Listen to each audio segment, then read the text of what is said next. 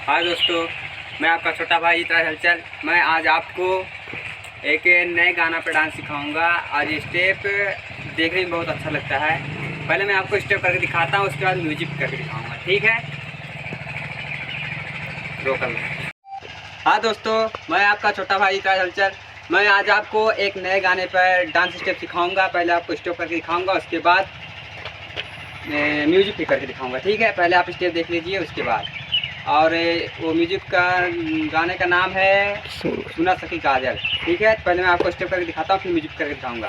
पहले आपको ऐसे खड़ा हो जाना है, जब म्यूजिक चलेगा तो आपको पहले 1 2 3 4 5 6 7 8 करने के बाद फिर जब इसके बाद दूसरा म्यूजिक चलेगा, उसके बाद 1 2 3 4 5 6, फिर ऐसे ऐसे ऐसे भी कर सकते हैं। ये वाला भी स्टेप इस पे जमता है, ठीक? उसके बाद ये वाला स्टेप है, ये पैर इधर रहेगा, ऐसे ऐसे रहेगा, फिर ऐसे ऐसे रहेगा। आइए हम आपको म्यूजिक कर दिखाते हैं सारे स्टेप।